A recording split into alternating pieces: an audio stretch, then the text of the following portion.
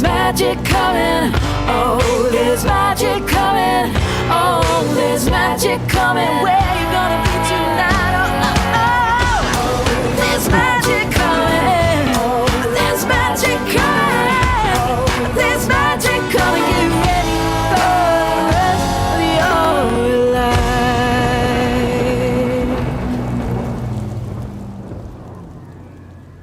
Hello and welcome to SassafrasCast, a podcast full of witchy insights to help you lead your sassiest life. I am Rory Kelly, a tarot reader, singer-songwriter, and all-around personal growth nerd from Long Island, New York.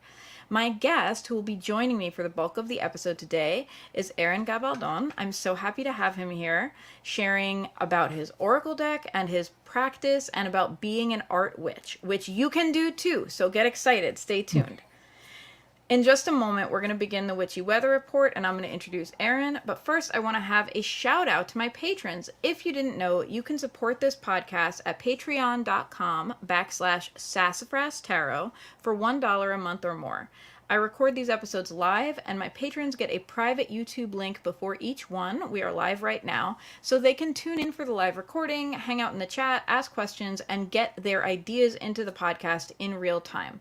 They also get access to my Discord server where we talk about all things witchy and wonderful, and a shout out in every episode. Okay, here we go. Thank you so much for being in my life and in the SassafrasCast world. Amanda Little, Rachel Miller, Grayson, B from Whimsical Solace, Millie Orozco, Ruby, Rebecca Jones, Brittany, Hannah Westlock, Brittany Campbell, we got double Brittany energy, it's good luck, and Ginger Dawn Studios. I'm so grateful for you choosing to support this podcast. Many of you also have your own creative and or business enterprises, and I feel grateful that you have chosen to put your, not just your support, but your dollars into this podcast, because it's a meaningful way we can support each other in an independent community. Let's go to the Witchy Weather Report. So, during the Witchy Weather Report, what I usually do is pull a tarot card and reflect on the synchronicity of the moment, kind of let everyone know what's going on. If you're listening in real time, if you're either tuned in for the live or getting this when it's released, Mercury is in Gatorade right now. A lot of planets are actually retrograde right now, like just a bunch of them. And my knowledge of astrology is a little bit limited, so all I can tell you is that crap is wonky. That's my understanding of our multiple retrograde situation. At this moment, I would like to introduce my guest, Aaron. Hi. Welcome to SassafrasCast.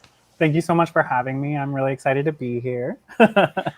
I'm so happy to have you here. So Aaron is a friend of mine from like the New York area witchy community, as well as an amazing visual artist, a super moving poet. I recently featured some of his poetry on Poetry Corner, and an art witch. So like it's super exciting, and he's about to become a deck creator, you guys. I have seen the deck. If you're tuned in for the video version of this podcast, you will see a couple of preview images as well. It's really interesting, and we're going to get more into like the way the deck is structured and how it works in a little bit. But I'm so excited to see it coming into the world, and there's a Kickstarter that you can support to help bring this deck to life, and I hope you will. I'll be putting that information in the show notes for you. But for right now, I thought I would invite Aaron to be a part of the Witchy Weather Report with us. Yeah, I'm really happy. One thing, because you touched on the astrology of today. Oh, thank goodness, because you actually know what you're talking about, and I don't. So what I would say, the sun, the moon are both in the 7th house right now, right next to Mercury in Virgo in retrograde, also in the 7th house. So I would caution you from putting expectations on your partner that are unrealistic or that they cannot live up to, or trying to put them on a pedestal in any way, because that will cause a lot of verbal arguments at this very moment. And with Mercury in retrograde, anything that you say might come off in a different way than you intend. I'll say it that way. Yes. I'm just going to say a big yes to that. I'm listening extra hard because I actually recently learned I was born under Mercury retrograde. Matter of fact, on a new moon in Mercury retrograde. And so I was like, wow, we've got a new moon in Mercury. Wow. Like, I'm like, is this good or bad for me? I don't know. But I Well, think it's really I would interesting. say that kind of astrology tells me that finding your voice was one of the things in your life that really changed you as a person. Finally, being able Hmm. to express yourself in the way that you've always wanted to is kind of like your own revolution because the new moon is all about a clean slate. I love that. Thank you. Thank you for telling the story of my life in just two sentences because, yes, in a big way. I think everyone who's listening knows that I'm a musician and that's like a big piece of my identity. But what everyone I think doesn't know is although I'm this like outspoken maniac who like just streams all the time and like leads such a public life, I'm also like an introvert who like spent a lot of my younger years like with no friends and getting bullied and stuff like that. And so like having a way to build community through my voice is what my life is now all about. And it's like saved my life. So big yes. Anyway, whoops, went into my little personal astrology biography there. Let's do some ASMR shuffling. We are reading today from the Everyday Witch Tarot by Deborah Blake with art by Elizabeth Alba. I love Elizabeth Alba's art, and also, by the way, you can get her art on Redbubble, I believe. I have the Nine of Pentacles from this deck as my cell phone case, and I love it. My cell All right. phone screensaver is this. Oh, no, go Oh away. my gosh. What is that? Oh my god, I love that. It's like For those who are listening, it's like the Scream mask, but it's like one of the Goyles, you know? Like it's like glam the spoopy. pink nails, look at a pink phone. It's life, and I love it. It is super life. So, the card we have pulled for the Witchy Weather Report, and I want y'all to know my intention with this card, if you're listening to this at whatever point in time, is that it is meaningful to you right where you find it. So, whether you're listening in real time, right around the time the podcast gets released, or you're like just going back through old podcasts and listening like even years later, my intention is that this gives you something you need in the moment. So, our card is the Eight of Wands. We have, there's some real stress in this card. We got a witch with her wand, and maybe she's stirred up a little more than she's bargained for because we see a like a tornado behind her. We see a lot of wands and branches kind of fluttering in the air, and she's like, oh boy, what's going on? She's cuddling her cat. This deck happens to have a cat on every card, which, as you know, if you have spent any time with me, is like very dear to my heart. But she is just like, okay, I'm grabbing onto my cat, like hold on to your hat, hold on to your cat, like because stuff is getting real. And I'm going to share my perspective and then like pass off to Aaron to get a second perspective. I love having a fellow reader on so that we can do this and you can hear from two people. I want to share that like the Eight of Wands I've seen manifest in a lot of people's life as, oh, remember all those seeds you planted, all those things that you wanted to have in your life, all the things that you have been working towards and not seeing results. Well, what if you got all the results all in a rush, like right now? Like you feel like, oh, yes, finally, but you also feel like, oh my God, like my life is so overwhelming that I don't even know how to enjoy it because I'm just like trying to stay like afloat and upright. You know what I mean? Because it's so overwhelming. The Eight of Wands is about things moving quickly and speeding up, and so, it's not good or bad. It's just energy, right? So I always advise people in this kind of season to really make the time. Don't try to look for the time. Make the time for yourself to get clear on your values and your goals right now and what's important to you, what matters to you as a human being, because you are going to have to think on your feet. So the more you are in tune with yourself, the more you're going to be able to think on your feet and respond to the situation as your best self and as you will want to. As future you will look back and be like, oh, thank goodness that was my response in the moment because that was a high pressure moment. There's just going to be so much going on that you're going to have to think on your feet. So that's kind of my take on the Eight of Wands. What is yours, Aaron? I would love to hear. I, especially going with the astrology of today, I would say that it's a caution to too many cooks in the kitchen. I think like the each witch has an individual wand. and all of the wands flying, it feels to me like you have too many opinions about all the things you're doing. Too many things, too many people are putting and making the wind grow stronger and stronger, and you're trying so hard just to keep everything moving. And like you said, it's a storm. A tornado is a storm, but it can also take you to Oz if you keep going in the right direction. Oh, I love that. Oh, yes. Thank you. Yes, it can. I want to share too something I've been seeing as a reader who like reads for a lot of different people is this last year everyone looked at 2022 with a little caution, but also like it's my time. Like it's time for me to show up for myself. You know what I mean? And so you have a lot of people showing up and trying to create their dreams as well as trying to set boundaries in their lives, like trying to make that growth happen for themselves all at once. And that's good. That's like a good energy. That also means a lot of people are going through changes all at once. That like those paths are going to intersect. People are going to bump into other people's paths, you know, and there is going to be the too many cooks in the kitchen energy, that kind of chaos, you know. And with a So, storm like that, I think like the safest place in a tornado is in the eye, you know? ooh, So yeah. find yourself in the center instead of on the outside trying to wrangle, the flying cows. Yes, do not lose yourself in the flying cow moment. And I like that you focused on like the center because I want to underline too, like stay centered in yourself, right? I think of those photos that they put sometimes in like magazine articles about meditation where there's like somebody like sitting in lotus pose, you know, like looking totally chill and like taxis are whizzing by them and stuff like that. Like that's the power of meditation, right? That's what it's supposed to communicate. Stay centered within yourself so that you can experience the world around you as your best self instead of as your oh gosh self. There's still probably going to be some oh gosh, I think. Yeah, but I think as long as you keep yourself keep yourself in line with your principles and your ideals, not every decision is going to be a winner, but if you continue to stand by what you're actually going for, I think that you'll weather the storm. I love hearing that. Yeah, I think so too. And I also love acknowledging, like, hey, not every decision is going to be a winner, and we don't have to expect perfection from ourselves, right? We don't have to freak out and be like, oh God, I didn't respond to that as my perfect best self. Like, you know what? You get another chance this very moment because we get a new moment every moment. You know, like you're going to keep getting chances. So it's okay. You know, it's a process, it's a journey. I would love to jostle my computer and make the video shaky. Then I would love, if you're watching this, you just saw me do this.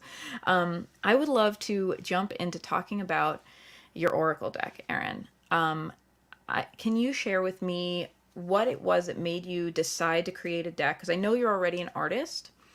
What it was that made you decide to make a move from like, I'm making art to I'm specifically going to create this intentional thing. And then how you structured it. So just like Well, the whole kitchen sink.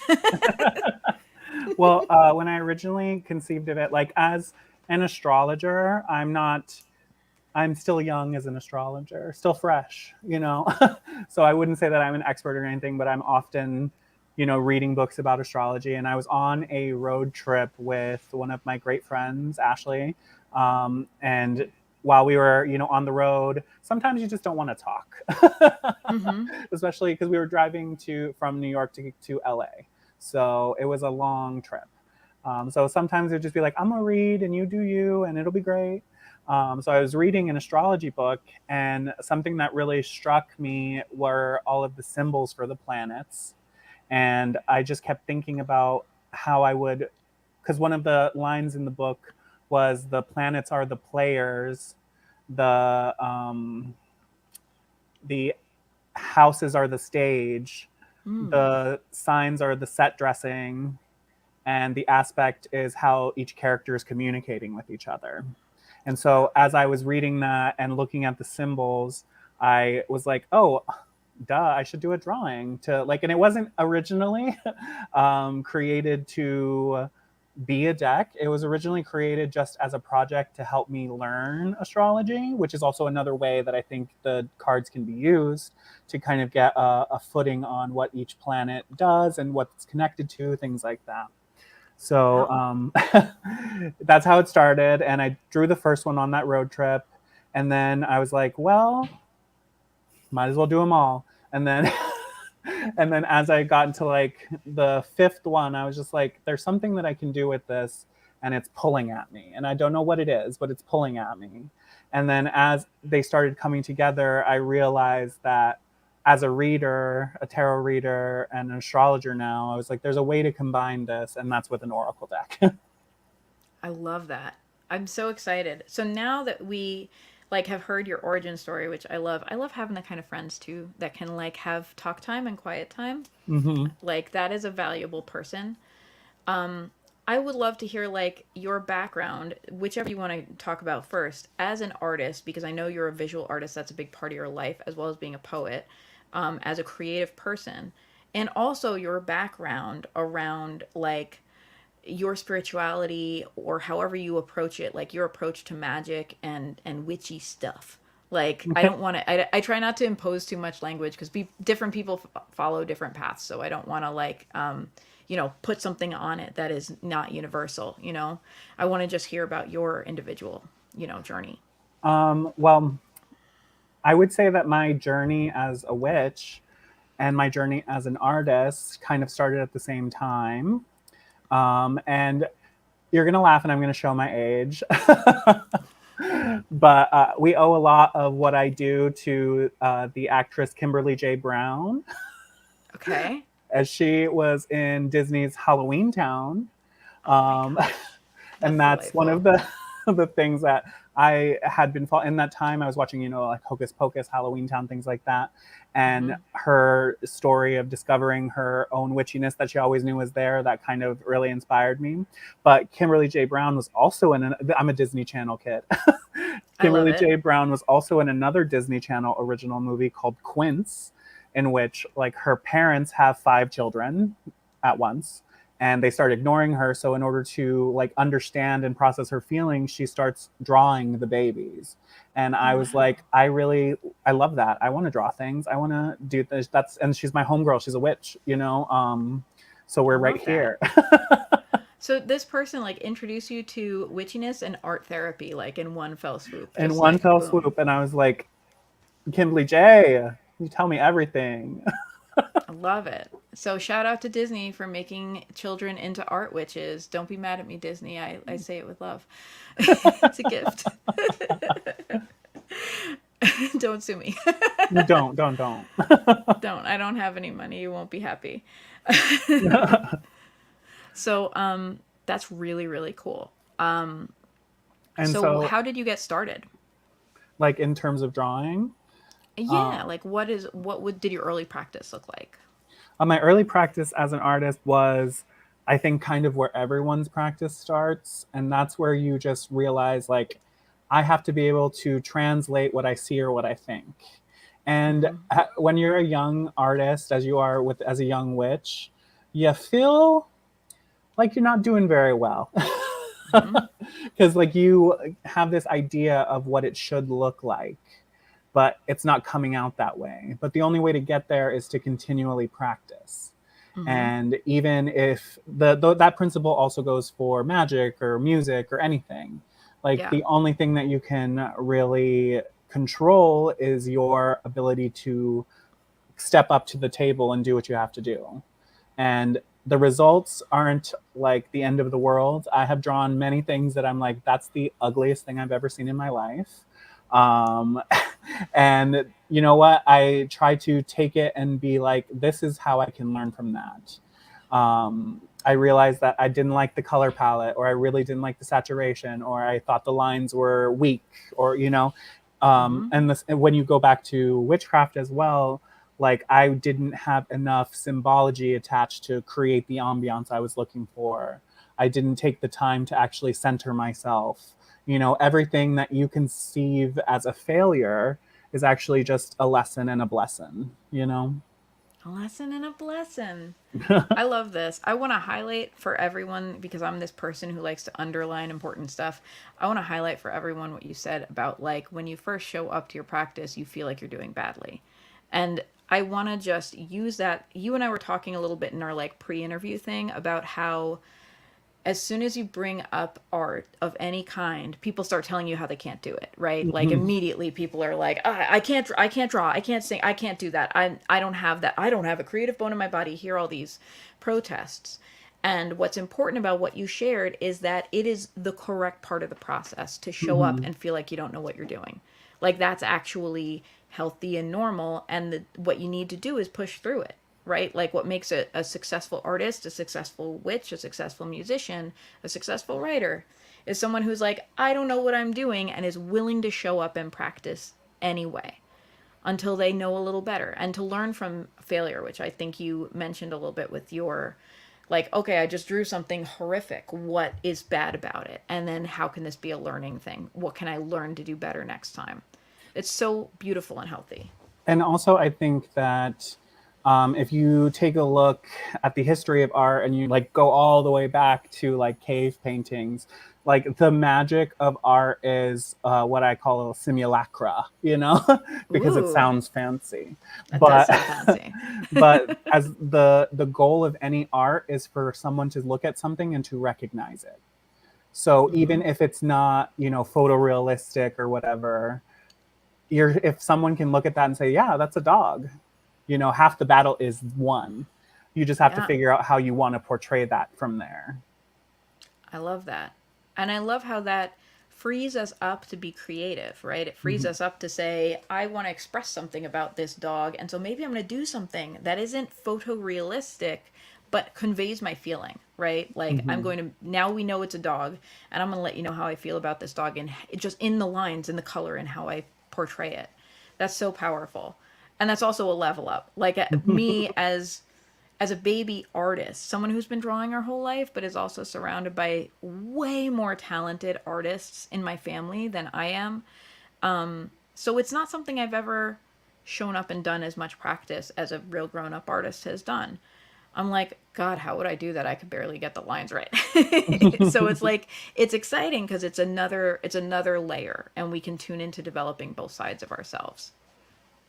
Yeah, and it's all again a learning experience. Like one of the things that I had to unlearn in life is that I cannot judge myself for everything. Not everything's a contest. You Mm, know, anything that I do, like you can just do it to do it and not feel like you yes, have to reach a goal of any kind. The goal is to do it, and you've done it, and you're great. And you should go I have love it. a chocolate muffin or whatever, you know? Yes. Celebrate your success with a chocolate muffin because your success is just doing the thing you want it to do. Hmm. We need that vibe right now, like in our like super capitalistic like mania society with so many like where everyone is urging us to have a side hustle like about everything. You know what I mean? Like, oh, you make drawings, make it a side hustle. You make music, make it a side hustle. You like to do jigsaw puzzles? I'm sure there's a side hustle in there. It's like it's we need to allow ourselves, give ourselves permission to do things simply because it brings us pleasure, simply because it's important to us and it matters to us. Yeah, like you've heard of a side hustle. Have you heard of a side joy? Like, Ooh, yes. Yeah, like what if have you heard of just like bringing yourself happiness rather than making everything you do attached to a monetary value? Oh my goodness. and like even as an artist who does sell prints and stuff like on Etsy, that's not the primary goal for the art for me. While I do, you know, and Mhm. I would love to have, you know, my art, you know, make me successful in money and everything, it's great. But the primary goal of my art is to be an artist, not to the monetary part of it changes you. It changes it from something you enjoy to something that's a job, something that's an obligation. And the one thing about people is we don't like to work. We like to play. And when the art you're doing is play and practice, that's when life really comes back to you. That's really true.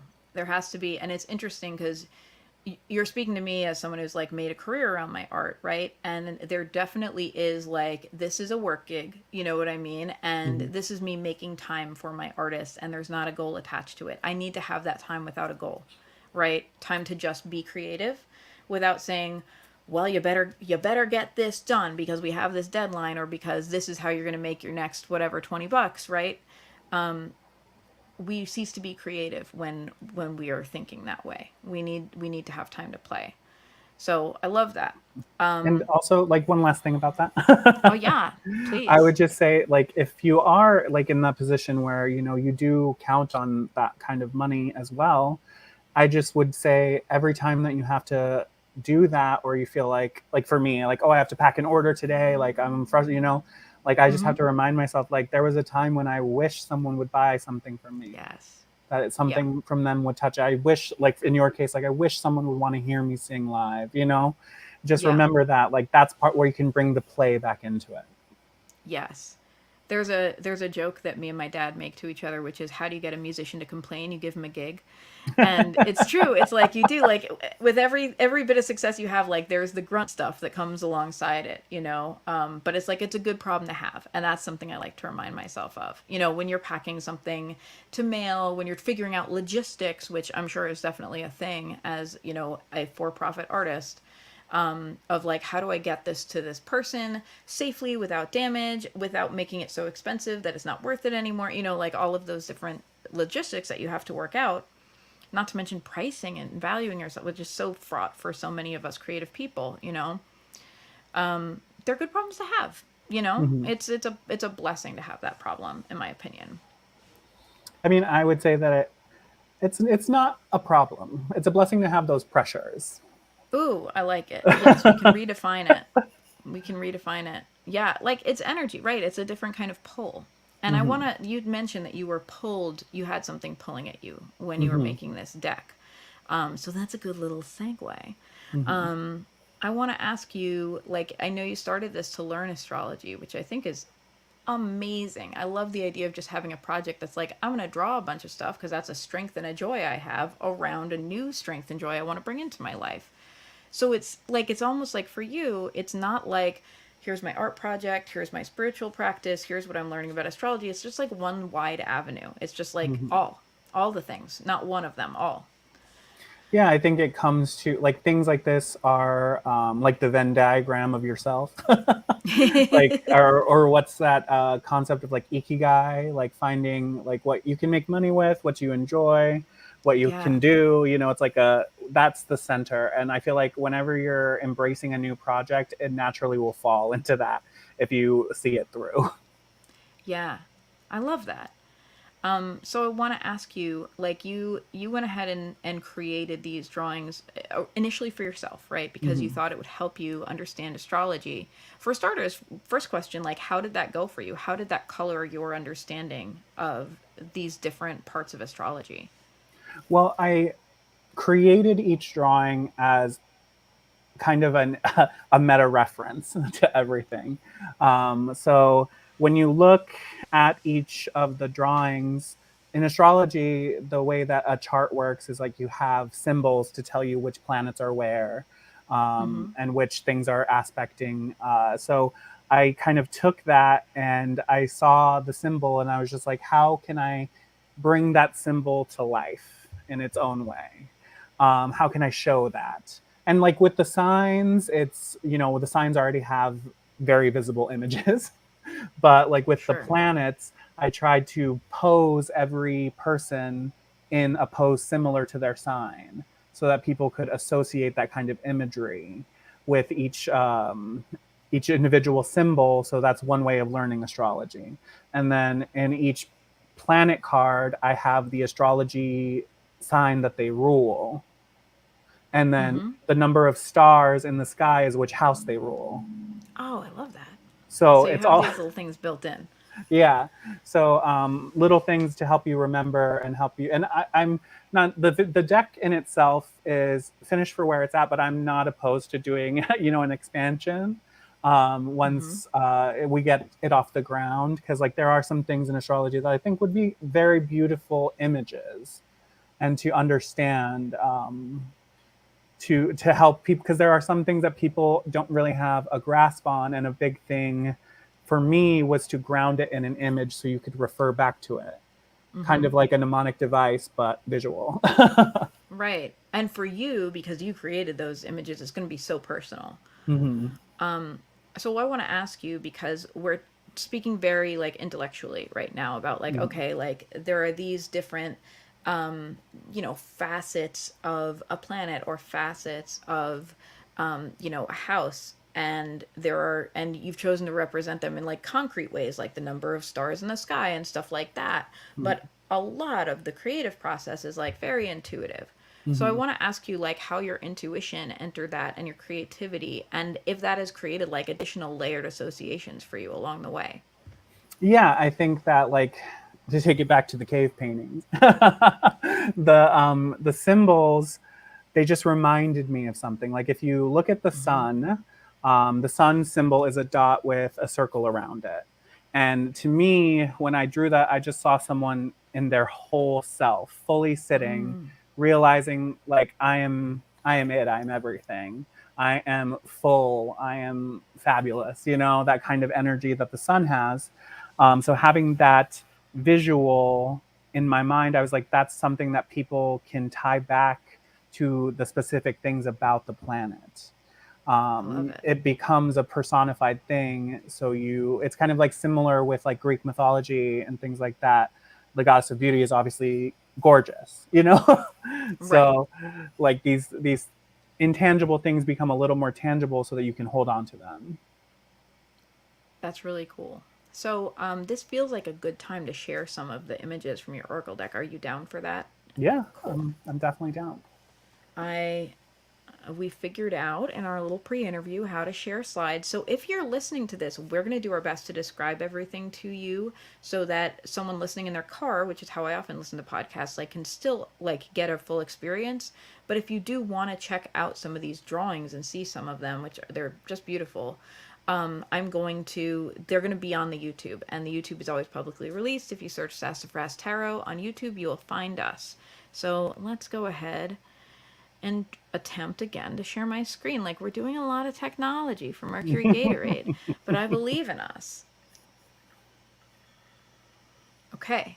So I've got the sun, which I think this is a perfect starting place because you were just talking about kind of your inspiration for the sun. Hmm. I see that there's like a lion in his lap, which is it's great because like I have like big Leo associations. And I have Hmm. friends who are Leos. When you were talking about like someone who's just centered in themselves, like they think they're fabulous and they're in their power, and I'm like, oh, that's the Leoist thing. Yeah.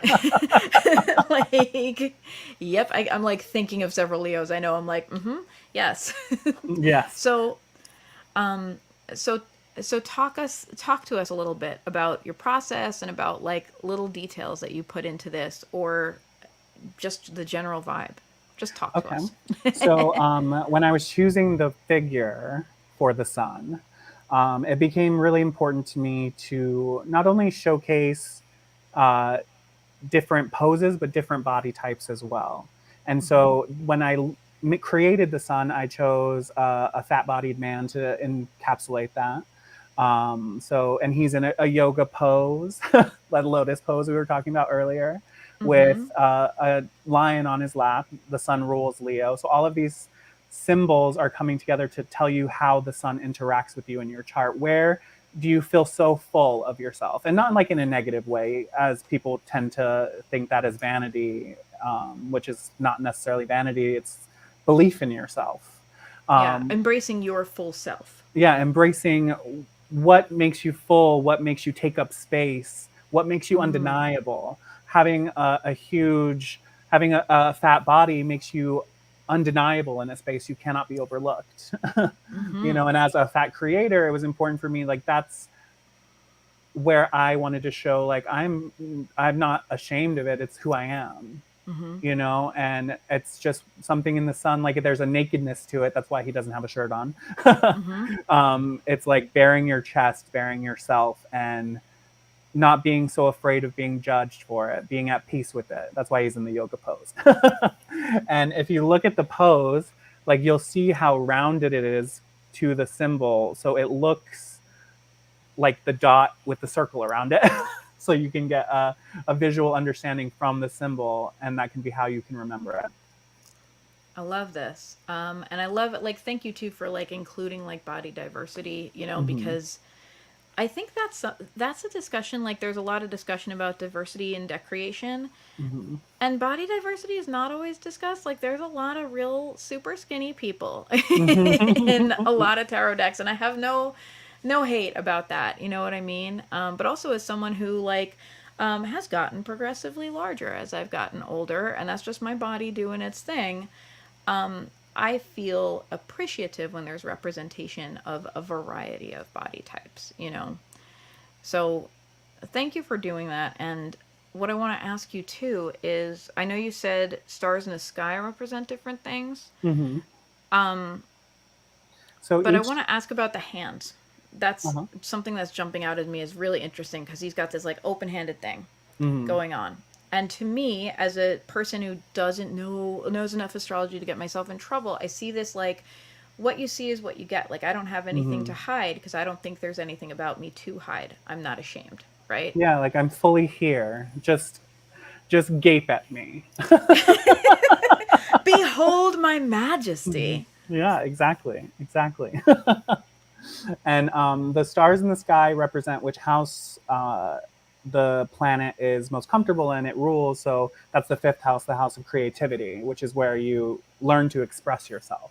So Mm. I think it all kind of pairs together. In the color palette, I think works. It's very warm, and you feel revived by it. I feel. Yeah, it's super. I'm going to take a minute to describe this image for anyone who is listening and can't see it. We see this man, he's in a larger body. He's seated very comfortably with his shirt off in like a lotus type of pose. And he's got his hands just like kind of palm up open. As if to say like, yeah, here I am. What are you gonna do about it? You know, the circle inside a circle that represents the sun is in white upon his forehead as well as at the top of the card, and in the corners of the card we see a gradient that kind of fades from this gold color radiating out from the man, that's important, into black. And so as it gets darker we see the stars representing the fifth house. Oh, that um, reminds me. Like, I guess I should say what the deck is called. Um, oh yeah, oh my gosh, thank you, yes please. so the Oracle deck is called the Astro Luminary Oracle deck Ooh. because a lot of the inspiration that I had from it is like the stars and the planets to us look like light. Mm-hmm. So I was like, how does that light shine on your life? What does it affect? What is it? How does it change the mood? So that's how like the sun is. You're basking in that warm energy. It's coming Yeah. off of him as an undeniable heat. Yeah, and I really love that he's the source of the energy, and it's also he's gold. You know, Mm-hmm. like I like that symbolism to me is just so beautiful, is because I think more of us need to learn that healthy message of treating ourselves like we're gold. You Mm-hmm. know, as you said, full of yourself in a healthy way. And I will sometimes tell people to be self-centered in a healthy way, not a narcissist like that, but like centered in yourself, you know, honoring Mm-hmm. yourself and honoring your bigness and your potential. And I feel like that is like the lesson that the sun has to share with us is like, Yeah, like the very Gen Z colloquial of like, oh, she ate. You know, mm-hmm, that's mm-hmm. how the sun is. Like I ate that up, I and love it. it can't be denied. That's, yeah, I love the sun. So is there anything else you want to share about the sun, or should we move on to your next card? Well, I will just like highlight the sun is where it all started. That was the first thing the first drawing I did, the first thought that entered my mind was just like a big round man living in his roundness, and Yes, he is gravity. He is the center of the universe. You know? he is gravity. Yes. Yes, he is.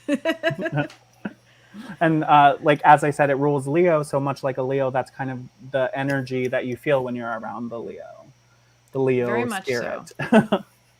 And I will say, as someone who has a very good friend who is a Leo in my life, you you don't feel dwarfed by their light and their bigness. On the contrary, like their shining of their light also shines a light on what is big and important about you. Hmm. Like it's actually a very generous type of love, and I think we joke about Leos being self-centered. Like I've been gigging a couple times in, during Leo season, and I've like had people go like, it's my birthday. And I'm like, you always know when it's a Leo's birthday because they're happy to tell you, you know? But it's actually like, it gives permission, because it's not like it's my birthday, everything's all about me. It's like, it's my birthday and this is my special day and we should all celebrate our specialness. Like there's so much generosity in that bigness. That reminds me of Tracy Ellis Ross quote, in which she said, like, when people love me, it's not that they love me, it's that they love seeing themselves through my eyes. And that's the very the thing about Leos is, a Leo, the light they reflect on you bounces back on them too. So Yes. it's all the vibe, it's all the flames. It is. I love it. So let's move on. I know you like covered 4 different, what is it? Planets, houses, signs. planets, signs, houses, and aspects, right? Yeah, so the deck has 4 different types of cards. Like you said, the planets are the people, or the way that you want to show up, or things are showing up for you. And then the houses are the area of life, the stage where things are happening. And then the signs are all landscapes, because that's the tone, the setting of where things are happening. And then the aspects, I used hands to illustrate how things are connecting, because that's one of the most human things, is like how you show your hand to someone is how they're interpreting you. We shake them. I love this. I love this metaphor, because I want to say, like, I am intrigued by astrology, and it feels very daunting to get into. There's a lot of information. It's good for a book witch, you know what I mean? And I'm a Virgo and I am a book witch, so you'd think I'd be an astrologer. But the way you bring to life these different facets of astrology, like, allows me to kind of like mentally paint a picture in a way that like reading a book doesn't. It's a really beautiful way of seeing it. So this is the sign of Aquarius. I kind of chose, I chose randomly, and I little bit did it on purpose, because I think randomness, I'm the kind of person who likes to turn to a random radio station and take whatever I hear as a guidance, that kind of thing, I mean, we are readers. That's kind of our whole bag. Yeah, so I kind of was like, well, let's see what cards it is. And I couldn't see previews when I was downloading them from the Google Drive, so I'm just like, boop, boop, boop. Like, all I knew was that I was getting a sign, an aspect, a planet, which the sun we discussed, and what's the other thing? In a house. In a house, yes. So talk to us about Aquarius. So the sign of Aquarius, the reason why I chose the landscape that I did, which is a waterfall. The Aquarius is the water bearer, of course. That's very obvious. But Aquarius, to me, is a sign where the aspects of earth, water, and air meet very well, which is what a waterfall is. And because while it is an air sign, I think that it's one of it's grounded in itself. And Aquarius, if you've ever met an Aquarius, they are similar to Leo in the way that they know who they are, but they aren't trying to shine it on you. They are just trying to exist. So that's the stability of earth. The emotional awareness of an Aquarius is where the water comes in, but more emotional awareness of other people versus the self.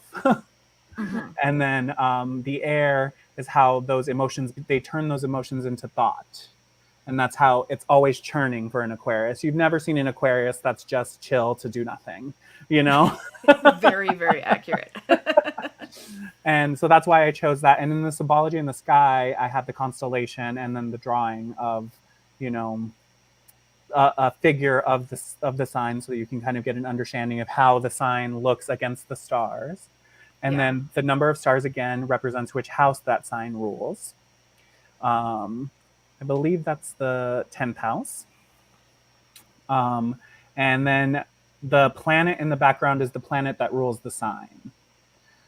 So it's a way to help you learn, which is Saturn. I love that. Right. This is great because it's a way to look and like, it's almost like a quick reference. Hmm. But it's not a, like, you don't have to look for words. You're just like, oh, there's Saturn, you know? Yeah. Oh, there's the constellation. And also there's like superimposed, like this visualization of the constellation, which is, Hmm. to help you remember like water bearer. Hmm. This is And like a lovely. lot of people are like, why is an Aquarius a water sign? Which I totally understand.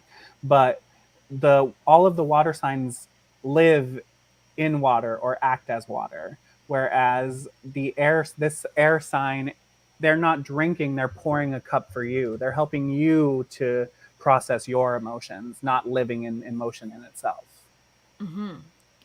So what's interesting to me is that this like creates this essence for me of Aquarius as a bridge, because we talked Hmm. about the earth stability that you see in an Aquarian. We talked about the fact that it's an air sign, and then we also like it's the water bearer. So like this creates this bridge between these three aspects of our lives. Hmm. And I think that's fascinating because I think pop culturally, we see Aquarius as like change makers, like for better or worse, Hmm. right? Like the people who are either like, some might think, you know, taking it too far, like rushing too far into the future. But also the people who can create transformation, like being the transition person. And Hmm. I feel like I see those three strengths as being necessary and instrumental to do that. If you're like just running around screaming about the change that needs to happen, you're just going to look like a crazy person. But if Hmm. you're able to say like, hey, I'm going to acknowledge all your feelings about this, and I'm going to give you some stability to grasp onto while we discuss what needs to happen, then we have that ability to create powerful change and change hearts and minds. Yeah, and like whereas Libra is the sign of relationship one on one, Aquarius is the sign of societal relationship, building community. So that's the another symbol of like pouring a cup. That's what you do when you're hosting someone. You give them something. Can I get you something to drink? You know. Yeah. So you're trying to make other people's lives easier, and that's to go back to your like systemic thing. That's what they do. They try to grease the wheels of society to push us towards new ways of doing things that aren't going to affect people negatively. I love this. I'm also, it's funny, I'm an Aquarius rising. Every time you say something that's about like something in my chart, I'm like, ooh, I'm learning about myself. Because I know just enough about astrology to get myself in trouble. But, Hmm.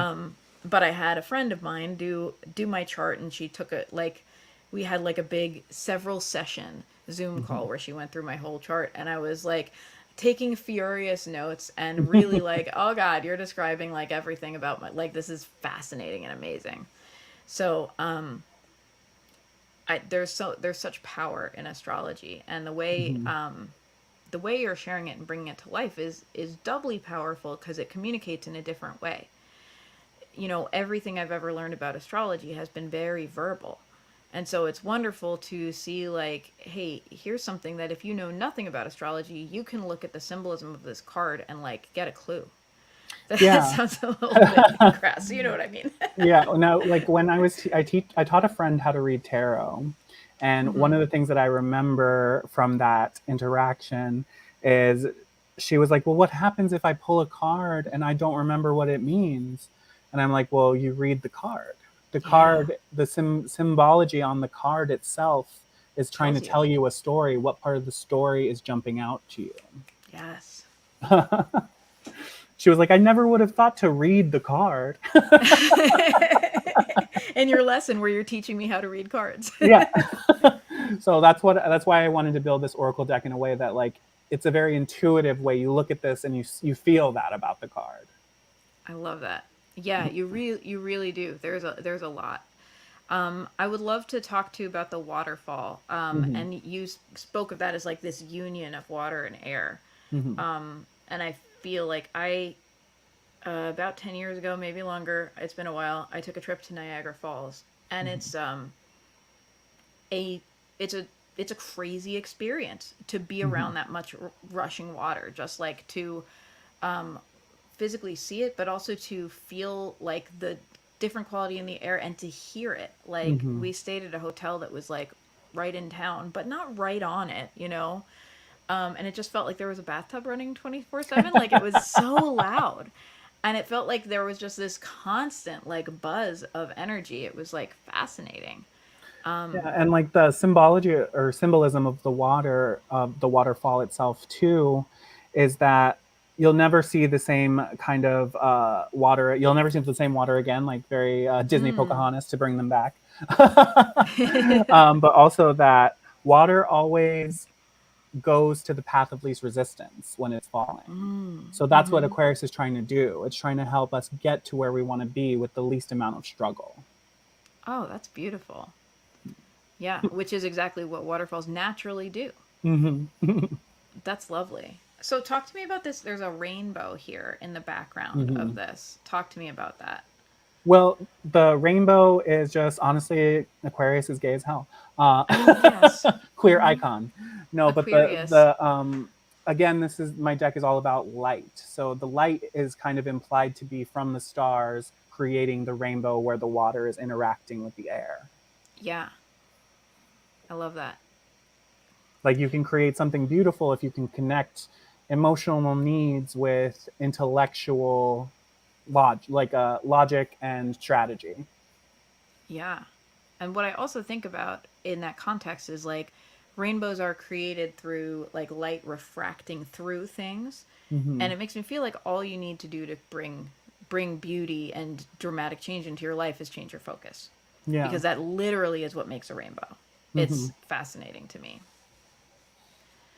Cool. Shall we move on to our next? What do we have next? Is it a house? Yes, I I believe think it's we have a house next. All right. This is a surprise to both of us. This is This the is ninth house. As I this, struggle through, I'm like, oh God, Roman numerals. And then you've written ninth house, so I'm like, thank goodness. So talk to me about the ninth house. the ninth house is it's the house of learning. So that's why the location is kind of like the New York Public Library. Oh, I love it. Yes, with the lions. Yeah. Yes. And so that kind of energy of light being shined onto you to illuminate the things that you don't know. That's where the ninth house is. And where do you go to get new knowledge? You go to the library. Well, now the internet as well. But what is the internet but a digital library? Absolutely. So that's the kind of warm energy that I wanted to portray. And the sign you can see on the right side is Sagittarius, which rules that kind of energy of wanting to learn through adventure, learn through experience. So it's just a good way to reference who rules this house, what does this house function as? And also, I just wanted it to be pretty. So It is very pretty. And what I love about your use of light, like I know you talked about like that being a theme of this deck, like illumination. Your use of light and where it comes from is so like brings so much added meaning because I'll describe the card for anyone who is tuned in on the audio side. We have a library like building like and if you've never seen the New York Public Library, it's one of these big beautiful old buildings in New York City that is like so iconic, and it has these iconic lions in front. I forget what their names are, but they have names. And it's like just you feel like you're in the presence of something very special to stand on those steps. And in my opinion, that's like a beautiful thing, like because you are in the presence of something special, right? Like this is a house for learning and information, and what gets more sacred than that? And so what we have is there's a night sky surrounding the building, and there's light coming from within. As you look through the arches, there's this bright golden light that is emanating from it and backlighting the lion and creating this like warm glow. So it's beautiful, and it like gives you this understanding of like, well, here's where the light's coming from. In the ninth house, it's coming from your your learning, your drive to learn and to better your mind. yeah, like you'll find the light if you seek it. I love that. So right now we have talked about the planets and the signs and the aspect or the houses. So in a way, like when you're reading this, if you were to have pulled the sun, Aquarius, and the ninth house, you can kind of understand that how is your best self, which is the sun, Mm-hmm. how is it communicating to society? What are you showing them? And because it's the house of learning, what are you teaching them? What example are you setting? Like, this is how you can connect those things coming together, putting them together in a way that it can be read as a traditional card reader would read. I love this. That's Mhm. really, I love that both as like a perspective on astrology that I think helps me a lot, and as like I see as a reader, like I see the possibilities for readings. That's so fascinating. Mhm. So let's, because I'm going to ask you a little bit about that too, about like how do you intend to read with this deck and what do you recommend with people. But let's go to your next Mhm. card and share that. So this is an aspect. So explain to Mhm. us who are not astrology nerds what an aspect is. What does that mean to us? An aspect is a way how the planets are interacting with each other. Mm-hmm. So, and in astrology, it's based on degrees. So, Okay. because the chart is a circle, certain Mm-hmm. degree numbers will create an aspect. And each aspect has its own associations. And I wanted to show those associations with how like hands interact with each other. So this is a sextile, and a sextile is a more positive um, aspect, but it's not fully there yet. It's not a handshake, it's a pinky promise. Like, we are starting to Mm. understand each other. We're starting to, or at least we're promising to understand each other more. We're connecting, but we are not, like, if the symbolism for a conjunction is a handshake, that's two, we're meeting at the same place at the same time. We're here. Versus, like, I don't know, maybe in the future I promise to do this. So that's where the Mm-hmm. symbolism of the aspects come from. Right. So a sextile is like, we don't know how far we're going to go with this, but we're both here. We're ready to show up. We're ready to Yeah, like, we're seeing connect. each other. I see you. I don't know what we're gonna do with this, but I see you. I love that. So I'll go ahead and describe this to anyone who might be listening. What we have is two hands. The hands themselves emanate light. One is a green hand and one is like a golden hand, and they're emanating lights of the same color, and they are approaching each other the way you might approach to a handshake, hand over hand, but instead just their pinkies are crossed, like they're about to pinky swear. Hmm. So I love that description. Like, thank you for giving us that like understanding of what an aspect does, because I think for a lot of us that's where astrology gets real mathy and we're just Hmm. like, oh. Just that noise comes out of me. Yeah, I like to think of the aspects as like, a little extra, a little flavor. I just want to Oh, bring something out a little flavor. bit. So you mentioned before, if we were to work with those first three cards, which is what, the sun, Hmm. Aquarius, the ninth house, kind of what that would represent, and when we add in a sextile to it, what would that communicate to you? That, like, someone is trying to create a intellectual connection with you, but you're Mm-hmm. kind of not sure about it. Okay. I Like, love, someone is right. trying to push us toward the greater good through knowledge. However, we're just not sure if they're on the right track. Right. We're acknowledging that a connection's being made. We're like, okay, I'm hearing you, you know. Hmm. But am I signing off? Am I drinking the Kool-Aid? I don't know yet. Yeah, I don't know. I'm still, we have some details to work out, Right, but I right. Like promise to further be to in be this with discussed. you. I like that. Right, but I'm Hmm. showing up. I'm showing up for it. We're having Yeah. the conversation. Hmm. I love it. So And what are in traditional astrology, the aspects are only through the planets. mm-hmm. So in a reading, if you find yourself with just an aspect and you don't really understand, I'd pull another planet card just To to give kind it of something? see some context. So, Mm-hmm. for example, if we pulled, um, I'll just say the moon. Sure. If we pulled the moon and the sun having this conversation tells me that, like, your hesitance doesn't come from the logic behind it, it's coming from an emotional place. You're not seeing how this will emotionally satisfy people. It may be the easiest road or the most simple logistical thing. It may be Occam's razor, but how Mm-hmm. are people going to respond to it is your hesitation. Right. I love how this, like these two cards in concert, can create a picture. So Mm-hmm. that brings us nicely into my next question for you, which is, how do you envision reading with this deck? I know you Mm-hmm. mentioned like you could just use it as a standalone deck to help you understand astrology, which I really Yeah. love. But you and I are both readers. Mm-hmm. What would you do with this deck? Do you intend to like give readers like any guidance in terms of like Oh yeah. a spread they could pull? Yeah, I'm in the process of finishing the guidebook. Cool. So it kind of goes over, my reasons for choosing the symbols I did in each card. And then there'll be a little chapter on how to read. So there are a couple things you can do. There's the hugest, biggest thing that you can do, which is to use basically the whole deck. Oh wow. Like a grand So tableau. yeah, like a big picture, like you're pulling a natal chart almost. Uh-huh. So, Oh like wow. you're Mhm. showing where everything is happening. Mhm. Or if you want to specifically address something, I would suggest pulling, like, what's going on in my financial life. You pull the second house, and then you pull cards to communicate what's happening in the second house. I love this approach. This reminds me a little bit of reading Lenormand cards. Do you read Hmm. Lenormand at all? Are you Yeah. familiar with it? Yeah. I've been. It's funny because I've been getting into it a little bit lately. I've been pulling a weekly spread for myself.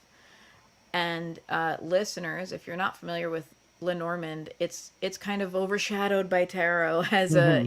as a divination deck, but it really has this set of symbols that represent different areas of your life, and you can lay out a what's called a grand tableau or big picture spread where you put out all the cards and then you look for different cards to represent aspects of your life Hmm. and say, okay, like here, like what is surrounding it, what describes this. You can look for yourself as the woman or man card.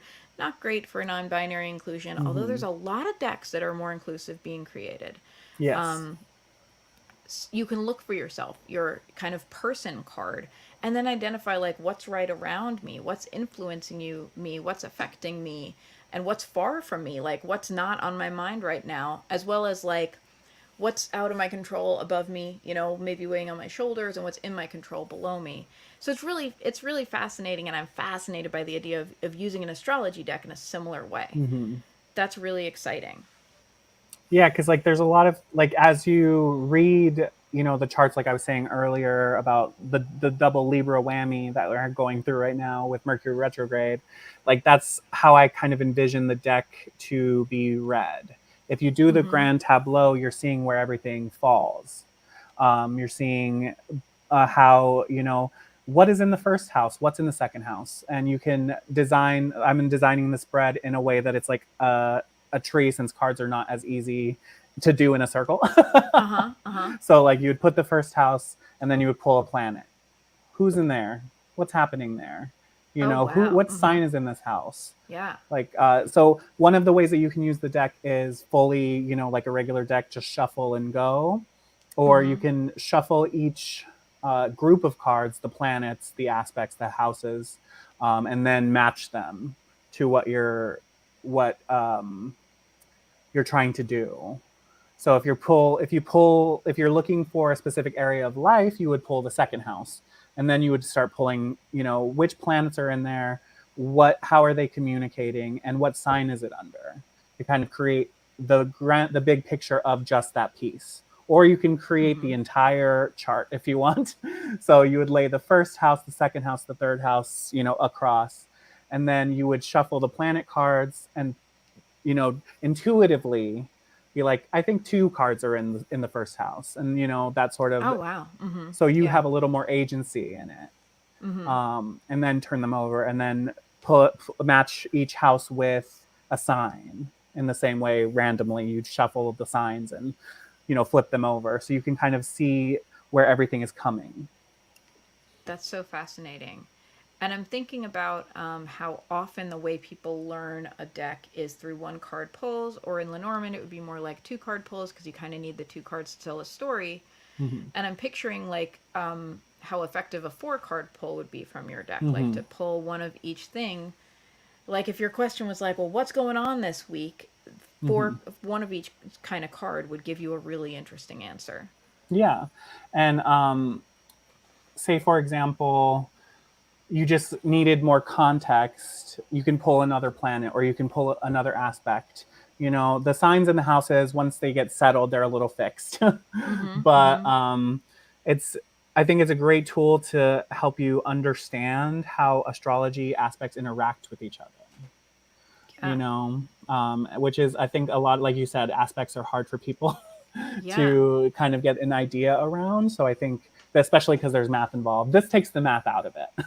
Yeah, it really does. And I'm actually I like math. I'm good at math. I just have never felt like doing math about divination. Yeah, So it's exactly. like, um, yeah, this is what it does is I think personalizes it. It Hmm. like it gives you a reason to care about the numbers, you know, Yeah. without making it be about numbers, because what astrology I think really tries to do is like describe life to us, right? Yeah, and it's like a big thing about this is like the light that the stars are shining on us reflect. Like that's how they're affecting us. They're changing the mood Mm, lighting, I would say, rather than right. like dictating things. So it's like asking, what's the temperature right now? You know? Yeah.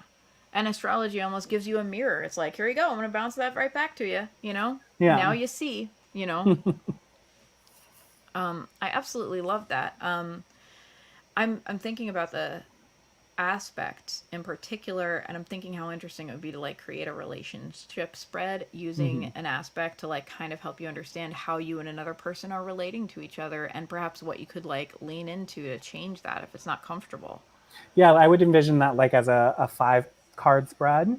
Uh huh. So I would see that as like you draw a sign, and then you like that sign is like the general mood of me, Mm and hmm. then you pull the card how I'm showing up, Mm how I'm hmm. being perceived in this relationship. Then you pull an aspect, what's the relationship between us, and then the mirror of that on the other side, what planet is representing the partner, and how is the general mood affecting them. So it's kind of like how are we communicating in general.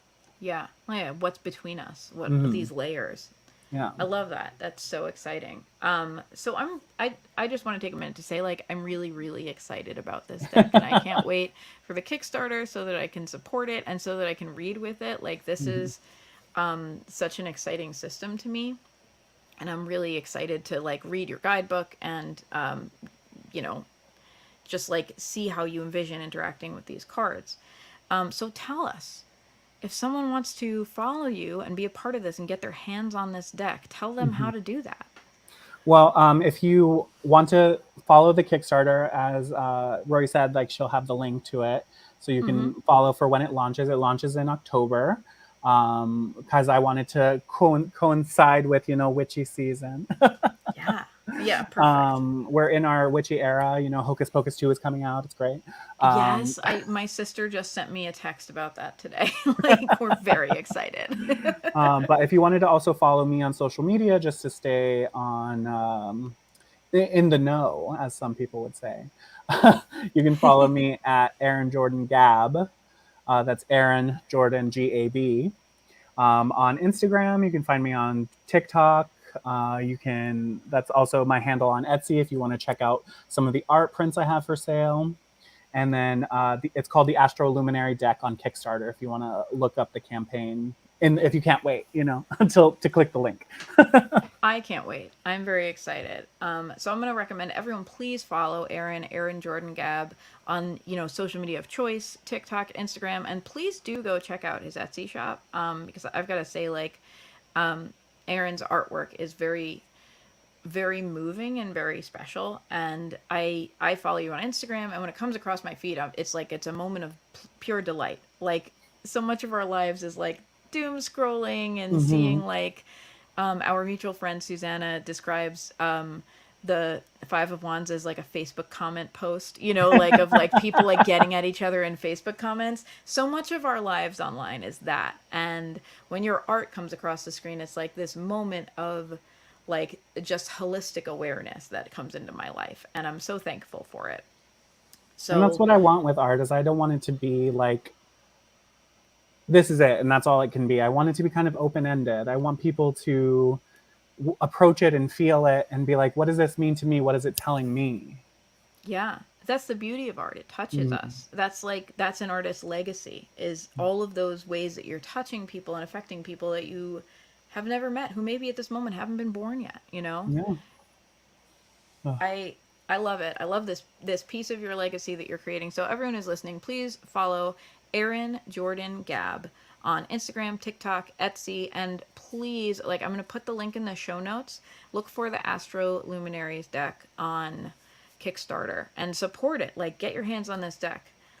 I'm super excited about it. What kinds of things are you going to do for people who support? Like, are you going to have different levels of support? Oh yeah, we have different tiers, like there, if you just want to support, but you aren't a reader or anything, there are a couple of tiers that can help you support, and you can get a couple digital downloads if you wanted to have like posters of the signs, because everybody has a personal connection to their own zodiac sign. So certain things like that.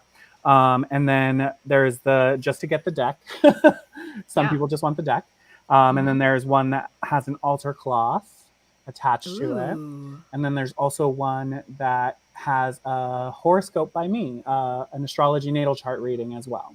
Oh, wow. Ooh, that's so fancy. Yeah, and I actually did one for you. Remember when I did that? So you can let people know how you felt about it. Yeah, actually, I have to say, like, it's really amazing. I've had my chart read by a few people, like, and at no point has the information not like floored me, but what's really special is like an individual will bring their own understanding to it. Like, I guess just like how a tarot reading is the same 78 cards, right? But we all have our different interpretations as readers. And what was like really special to me is like it was very approachable. It didn't make me feel like I had to do a lot of homework to understand what was going on. It just felt like this is just information that I can use to help me understand myself better. Yeah. That's fascinating. And like that's fun, I think. Like I love the idea of being able to get this deck and then also get get this real portrait of yourself along with it. That's amazing. Yeah, and like I don't offer live readings in terms of like a video chat or anything. It'll be written down for you so that you can, mull over it and take it back. Because I'm also one of those people that's like, whenever I get my chart read by another astrologer, I'm like, what'd you say? Yep. Say it again. I'm frantically taking notes. Yes. So I just want, it to be accessible and you to go back and you can, pontificate on it if you want. Yeah, because that's it. I think that's exciting to come back to that information because your chart is like, that's not going to change, right? That's something stable about you. But as you grow, I think you're going to relate to that information differently. I know for me, like that has been really like interesting to go back and be like, oh wow, I really see how this aspect of my chart is influencing my life or whatever. Yeah.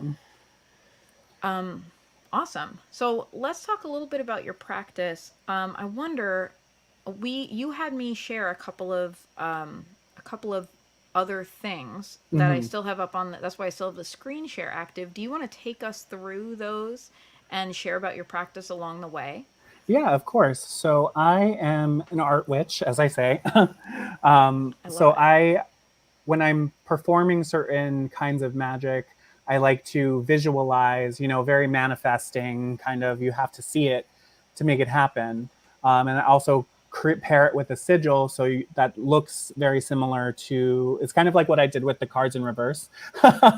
Like instead of taking the symbol and making a drawing, I made a drawing and then made a symbol that I could, put on my body, or I can take with me, put in my pocket without it needing a whole poster. So this drawing is, it's my contemplation on meditation and astrology. This is when meditation in the astral, wanting to connect to the other realms and be connected to more than one space. So the drawing I describe as like someone sitting in a meditative pose, and then above them is their spirit floating and, fractalizing, becoming more than one thing and being able to see and take in more. And then, of course, there's a little moon on top because most of these things happen in the subconscious, in the dreamscape, So that's how my practice kind of creates different, very tangible things for me to carry with me, little talismans, little symbols, so that I can envision and then make it portable. I love this. I love it. You're really like, please go and check out the YouTube video of this so that you can see this art, because it's just like really cool to look at and really cool to hear you describe. So Oh, is the also, practice for, oh, go ahead. oh, sorry. Like you'll notice in these three drawings that I'm showing you, that they're all pink. And so Yeah. that is how I kind of envision my energy, like a rose pink. Ooh, I So love that. all of these things, I'm putting them in, and it's also I do it digitally, a digital art Mm-hmm. form. So that is also a very liminal space because it's a drawing, but does it exist? You know? Yeah. And I think liminal space is where the magic really happens. Oh, So but uh, you're talking to the choir right now. A million percent. so yeah, like when it comes, so a big part of my practice is you decide what your energy looks like, and I have changed that energy, that color, to be specific. Like if I were to do, you know, a money manifestation kind of drawing, it would be green Mm-hmm. and gold, and you know, Sure. to this is the energy I'm creating, I'm rustling up, and I turned it green to attract wealth. Sure. um, so yeah, that's how it kind of evolves. I love this. So is, I know that like just creating the art is a piece of your practice and Hmm. a piece of the connection. And then do you like work with this? Do you work with this art that you have created in your practice, like after the fact of creating it? Yeah, sometimes like if it's a very specific spell, you know, a conjuration of something, you know, a manifestation of something very specific, I will I will either print it out to have and carry with me. So it's like I'm Mm-hmm. taking it from the astral to the reality. Creating a physical, tangible Yeah, and thing. that's me Yeah. drawing it near to me. I love This is it. me making it real. And then Yeah. I'll carry it with me, or I'll hang it up on my altar just to be like something that this is important to me right now. This is symbology I need to take in both consciously and subconsciously. I love that. Is there anything else you want to share about this, or do you want me to move on to the next? Yeah, we can move on to the next one. Cool. So this one is a little glamour magic. Nice. And that's like specifically why I wore my hair down when Mm-hmm. I You have first great hair, by the way. thanks. That's what I I love did it. with this. Good work. Yeah, so like a lot of the sigils, I create sigils often with creating a figure that looks like what I want it to do. Mm-hmm. So as you can see, the sigil in the center, to describe it, is it looks kind of like a pea with really great hair. It does. Yeah, a backwards P The with backwards great P. hair. Yeah. Yeah, so that's the sigil that I, you know, I'd put it on my shampoo, I'd put it on my hairbrush, like Oh, things I like love that it. to enchant that. And then the drawing around it is really great hair, which is the goal. This is what I'm trying to Yes. manifest. So, and I think I've done a pretty okay job. Yeah, you have great hair. Friends, you're missing out if you're not watching the video. If you're listening to this, like just picture amazing hair, but go to the YouTube and check out both Aaron's art and Aaron's hair. Cuz you deserve it in your life. So yeah, I think like with this, like the first one is very, you know, it's not very concrete. It's more of a state of mind. You know, this Yeah. I look at that when I'm about to meditate or when I'm about to try to create a meditative space. But this one, it's like I attached it to certain things, and you can. I think that Yeah. some people are very, you know, with the philosophy of like the psychonaut, where it's like you have to create a sigil and forget it and not forget what it means. And but not all of our brains work that way. Sometimes our brains Yeah. need something to hold on to, and that's Yeah. what I do with this like visual witchcraft, I think. Yeah, I love this. I love the idea of creating a sigil and instead of forgetting it, like just putting it everywhere so you can't help but have it, like Mm-hmm. constantly be feeding energy into it. In the same way that, like, I don't know, like when you buy a certain car, then you're seeing that car all over the road all of Yeah. a sudden. You know what I mean? Like, it's opening the conduit for more of it to come into your life. Yeah, exactly. And so the last one is like my cute story. Oh, yeah, I'm so excited about this. So once upon a time, I really wanted to find a familiar, an animal companion to have. And as you can see from the sigil on top, the sigil is very literal. Yeah, The sigil is basically a little creature being drawn by my third eye I to love me. it. And then I Yeah. drew a figure of what I imagined my familiar to be in that same pink energy that I was putting out into the world. And then the next Christmas, which it wasn't very long from when I created the drawing to when this happened, Uh-huh. my roommate heard something crying outside. And so she's like, let's go and investigate. And we found this cat that had been abandoned. And there's just that, she had this intuitive feeling, and I did too. I was actually the one to pick her up for the first time. And we were just like, so this is our cat now, I guess. And this So is a here's picture of her. first of all, First of all, I love her face. First of all, what an adorable cutie. And I love that she's got the remote, like she's in charge. Like, she is in charge. She is. So, for those who are not seeing this adorable cat, let me describe her richness in beautiful detail. She is a mostly white cat, and she's got like this beautiful, like smoky gradient that comes to black in the middle of her face. Like, if you can picture a cat having a gradient face, like the cat that Aaron drew. Like, it Yeah. really is really remarkable how, like, some of the markings literally mimic your sigil. Like, this is wild. And she's got socks. She's got black socks and a little Yeah. smokiness on her little belly, which I definitely want to pet. This is a great cat, and she's giving a classic cat face, which is like, what? What? Like that. It's that expression. It's like, what now? What? I'm very important. What do you want? So that's my baby Daenerys. She Oh my is gosh. named after Daenerys's winter outfit, Yes. Oh, I love it. But yeah, so like there's so much that you can do with your art magic, and again, to talk about those people who are like, I can't draw a stick figure, Yeah. to bring that back, that comes to like the witch tip. Yeah, so let's bring this into, you all know, if you're a regular listener, I do this section, which you got this, right? At the end of the episode, where I share something practical you can do to take away what we've talked about and bring it into your practice. So talk to us about being an art witch and So how we like can do that. being an art witch and being an artist are two different disciplines, I would say. So being an art witch, I would say the thing that you have to remember is that the symbol is the thing. The symbol that you're creating is the thought form you're pulling to yourself.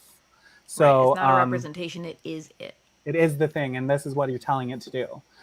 So when I, for example, again, take the cat, that's what I drew, the cat, the personification of what I was looking for in an animal companion. And then the sigil was created to pull that to me. And you can kind of see that in the symbology, but you can also see that the sigil is not complicated. The sigil is very simple lines. Yeah. So you don't necessarily have to be an artist to be an art witch. You just have to create symbology you can relate to and tie that into your practice.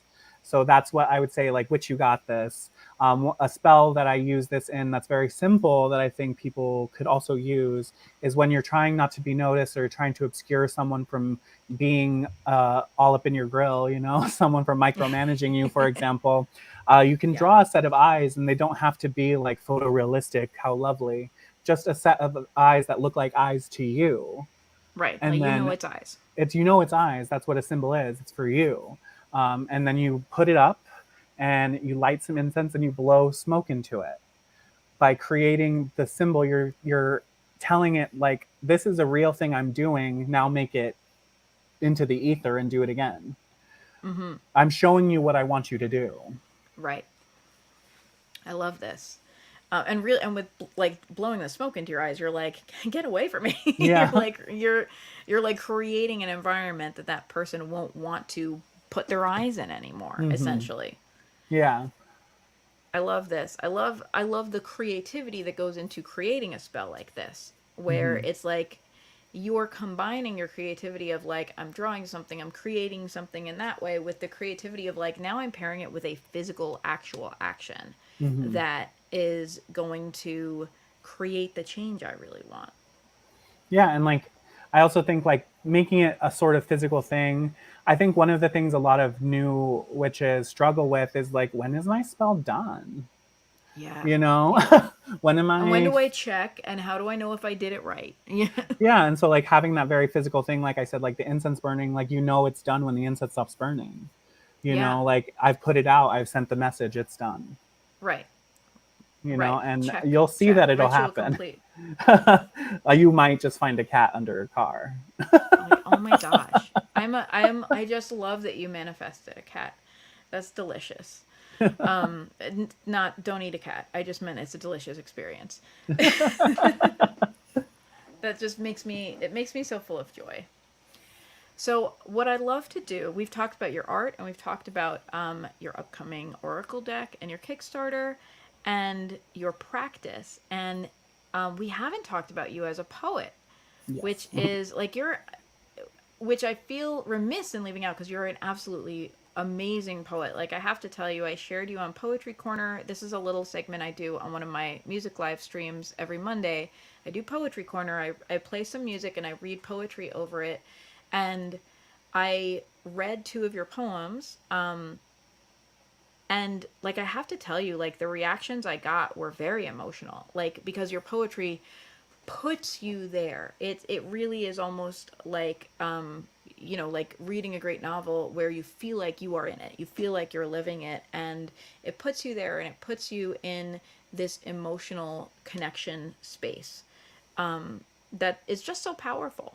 So like, a good job being a poet is all I'm trying to say. Yes, I mean, my journey as a writer, I think, is also reflective of my journey as an artist.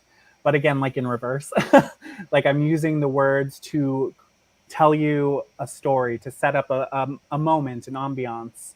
And I Yeah. try very hard to like surround you in it so you feel like this is my moment. I know that I'm sharing a very special, a particular feeling that I had, but you can dress yourself up in it too.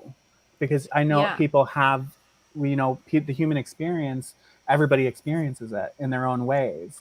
Yeah. So this is just me detailing mine, but anything that you can take from it, that's the beauty of writing. And I'm also becoming a novelist Oh at my some gosh, I'm point. so excited.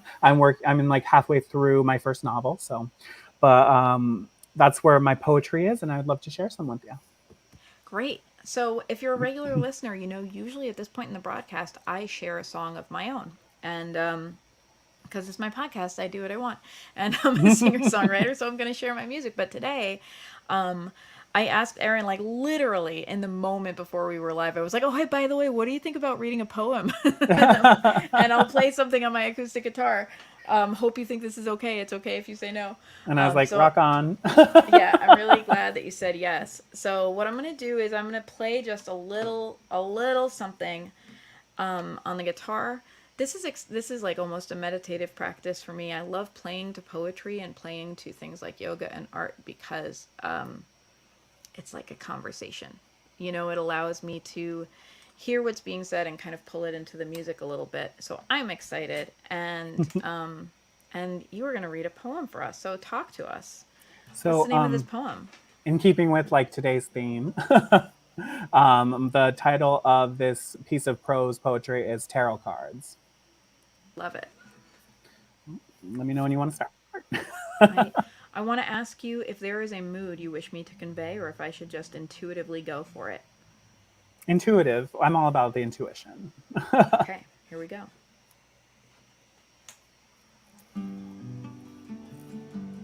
Tarot cards.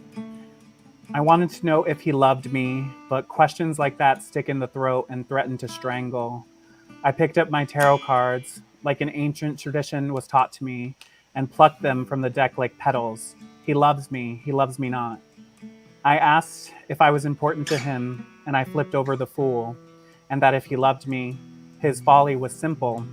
He walked with me hand in hand, with blissful ignorance of the tidal wave inside me. It threatened to swallow cities whole and wash away all we held dear. I asked if he and I would be lovers, and the moon rose from the deck, a crescent smiling a wicked grin. He was the dream lover I begged to slumber for. But sleep doesn't come quickly for lovers parted by circumstances, or quiet qualms over broken boundaries. Uneasy, I crossed the card for more information, and the tower sprang up to the heavens, mocking God with its height. Our love would be a burning palace, the roaring 20s and the Great Depression, beautiful things burying themselves in their own decadence. I asked what I should do, but the cards remained austere. The Two of Swords, a parting of ways, a decision to make. With fate finding joy in me, picking my poisons, love and destruction, or lonely tranquility, I made the only choice I could. 6 months later, the home we built together with each other collapsed from faulty foundations.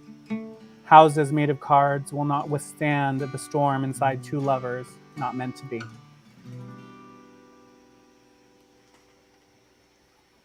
Oh my gosh.